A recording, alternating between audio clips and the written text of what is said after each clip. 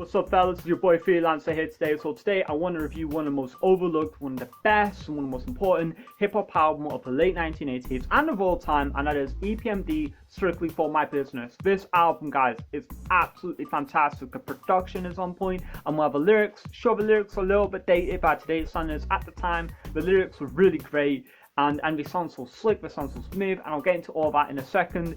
And first things first though, I want to mention that I'm really late to this album. I came across this album, I think it was mid last year, guys. I feel so stupid for not getting into them sooner. These guys are brilliant. Their first album's great, second album's great. I think it's the Out of Business, or the album from '97 with The Joint, is great. Obviously it's, the Symphony 2000, brilliant beat, brilliant song, you know, with Meth and Redman, they all killed it. That shit's just crazy. And a female rapper, forgot off the top of my head, she killed it too.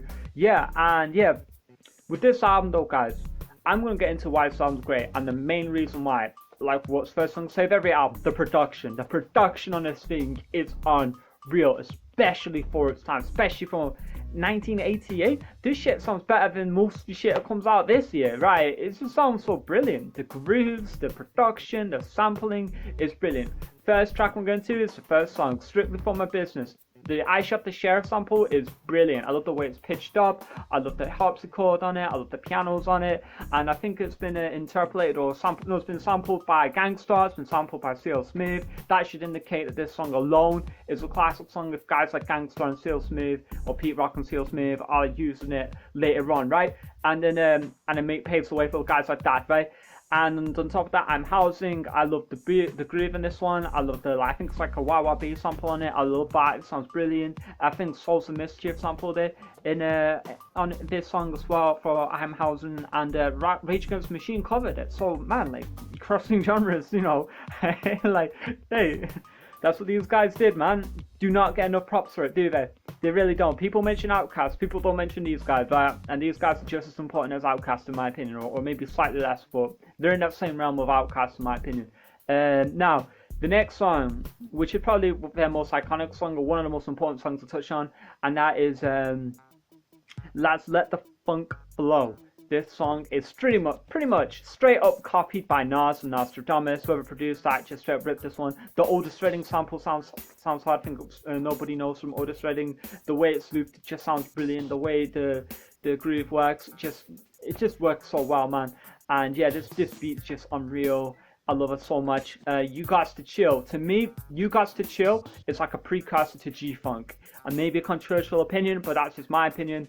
And I feel like with the way the synths work, like the synth bass works, and the vocoder, like the yo dog, or whatever it says, sounds like he's saying Snoop Dogg. Like, I swear, I'm just like, is he saying Snoop Dogg? You know, like, it just sounds like that to my ears, right? It really does sound like something Dr. Dre would do in '93. That beat just sounds crazy dope.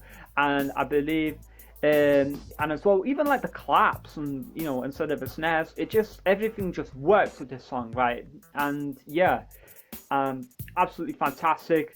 The next song, obviously, I love the goddamn that vocal snippet that pops up every now and then. I love the wah bass on it. I think it's on It's My Thing. Yeah, that's the song, It's My Thing. Oh man, that's just so dope. And I love even the break that happens after PMD says "Yo, freeze," and then it comes back with like an 80s drum sounds, you know, like almost like a I Ain't No Joke type thing, you know, with like an intro, like the intro to I Ain't No Joke, you know, and then and then it comes back to the original beat, and I love that because it sounds so smooth and slick, and it's so ahead of its time, and it still sounds really dope today, right? And I believe that song's been sampled by Eminem, it's been sampled by Snoop Dogg, Dr. Dre, I think Nothing But a G Thing, it's been sampled by Gangstar, it's been sampled by Jay-Z featuring Foxy Brown, it's been sampled by a bunch of artists, right? A bunch, right? And it cannot be understated, right? Next song, You're a Customer. I kid you not, this song has been sampled by 20 different songs. It's been used in 20 different songs, this song, You're a Customer, right? I love this song so much. I love the bass, I love the vocal sample, I love the string sample, man. And it's even been interpolated by Method Man and Snoop Dogg. That should just indicate how influential this album is, right? How influential this song is, this album is absolutely fantastic, right? And Steve Martin, I love the horns on it. I love I think it's a Patty Duke. Yeah, I think it's a Paddy Duke sample, a Club One by no, Paddy Duke by Club One sample. I love that so much. Yeah, the DJ LaBoss, sorry, DJ K LaBoss. I love that little interlude thing that he does in it. Absolutely great. I love the syncopated grooves on it. You know, instead of hitting the beat, it's on the off beat in between the fourth on the end of the bar, the fourth beat in the end of the bar. I also love the yeah, and I love the the dark sounding strings on it. It just sounds great, and the scratching, it just makes it work so well. This beat, this instrumental song. Jane, I love Jane on this one. I love the bass. I love the horns at the end. I love yeah, and this is, I think there's a bunch of songs with Jane. There's a bunch of Jane. I think there's 7 throughout the whole catalogue, which just indicates how dope this song was. That they copied it 7 of it. They did 7 more versions of this song, right? Brilliant beat, brilliant song. And yeah, and the last song, I believe, is Get Off. Yeah, the last song on here is brilliant as well. I love the sample. It's been sampled by 7 different songs. And I love the synths on it. I love the groove on it. I love and the fact that it almost sounds like it's so I Get Off My Bandwagon. That's it. Not the last song, but it's one of the last songs. I think the 8th song. I love the groove in it. I love the synths on it, and it's been sampled 7 times. And I love the space. It's not just a great groove, great synths. There's space to it. It gives it more atmosphere. It gives it vibe. It gives it, you know, it gives it replayability because it's not so repetitive. And that's what works sometimes. Sometimes less is more, and that song highlights that to a T. Yeah, so now I want to talk about the rapping ability and the rapping skills and the vocals that's present on this album, right? All the rapping is done by Eric Sermon and PMD, right? Pash Smith. Now, apart from the DJ K LaBoss, obviously that's an instrumental, but every other song in here has rapping from both Eric Sermon and PMD. Now, to me, overall and later on in the catalogue, I'll say Eric Sermon is the stronger of the two, especially because in my opinion he has a better solo catalogue. He's got, you know, and I just feel like his vocals become stronger and his rhymes become better later on. But this album, they're both about equal, I'd say. I love the way they both sound, the voices. Like Eric Sermon is slightly more high pitched than PMD. PMD is more lower. But I love the flows are similar. I love the slickness of the flows. I love the way how they sound. They sound really slick over these beats. Like they all fit a pocket. And while, sure, it's rudimentary by today's standards, it still sounds really dope in my opinion. And it works and it adds so much to these beats, man. And it's kind of, you know, and it's distinctive enough for me to be like, this is really great. You know what I mean? And there are some dope bars in here for sure, like on you know, let the funk flow, where he said, you know, and let MCs know that I shock like lightning, you know, from Eric Sermon, or yeah, I think because I saw at you like an eagle, and the sheriff biting is illegal of Strictly for My Business. PMD did the latter, and Eric Sermon did the former, right? And yeah, and there are a bunch of bars in here where it's like, you know, there's similar content of, you know, we're against biting, we do our own thing, we're, you know, like this, that, and the other, you know, some bit of gun talk, bit of this, that, and the other, but it's mainly, you know, we're against, you know, biting, you know, we're here to party, we're here to do stuff, you know what I mean? Like, and that's what I love about the album. It really captures the vibe of the fact the beats lay out, right? And on top of that, there are 2 songs like Get Off My Bandwagon and Jane, where it's a little bit more topical. Like I mentioned, you know, there are 7 different versions of Jane throughout the whole catalogue. And Jane, yeah, it's a great song. You know, I like the topic of it, and even rhymes on here. And there are 2 rhymes in particular here that I want to bring up, because these 2 rhymes have been notably sampled. One of them being, I have a girl and she wants me to duke her. Obviously, Whole Cakes, MF Doom. That's pretty much one of the lines in the choruses on Whole Cakes by MF Doom. And yeah, and I just thought that just stood out to me as I was hearing it.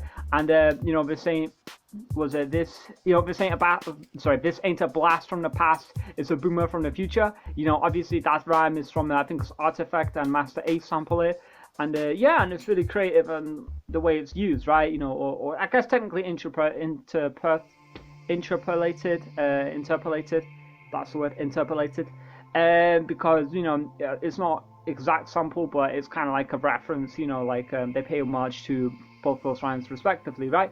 And that's what I love about, you know, this album. And the choruses are all great, you know, especially You Got to Chill. You know what I mean? Like, I love the reverb, I love the delay. And that's another thing as well. I love the delay on this album. The way they use it is just really creative and interesting. This falls more into production, but the way it's used in the vocals in particular is really great. It sounds really good. It works.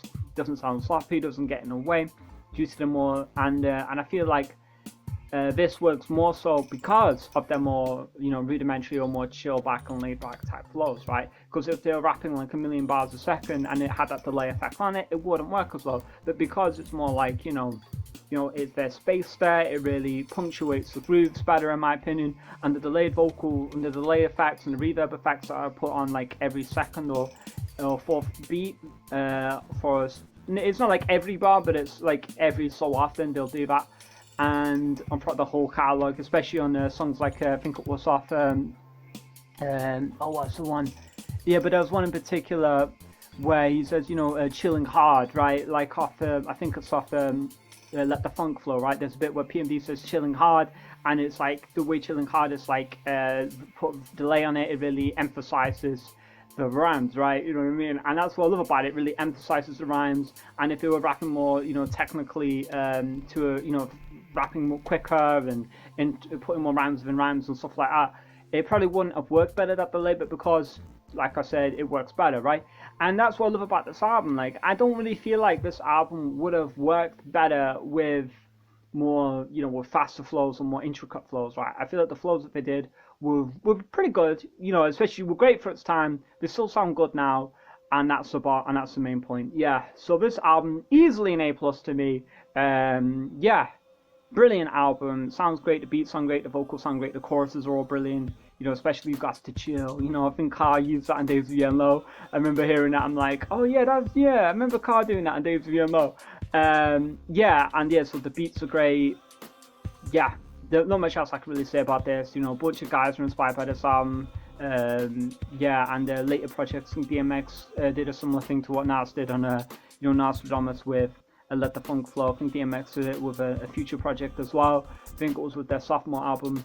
But yeah, the point is, brilliant album, A+ album, highly recommend it, very influential, very important album for hip-hop, and it's a very overlooked and underrated, criminally underrated album. This album should be on the same list, on the same top, to me, it's a top 20 hip-hop album, right? It should be on the same list as like Ready to Die and a bunch of other albums, and it doesn't get the love it deserves, right? So that's my thoughts on this album. Like this video, dislike it if you don't. Let me know in the comment section below which album I want to review next. And tell me what you think of this album. Tell me what you think of this video. Support your boy.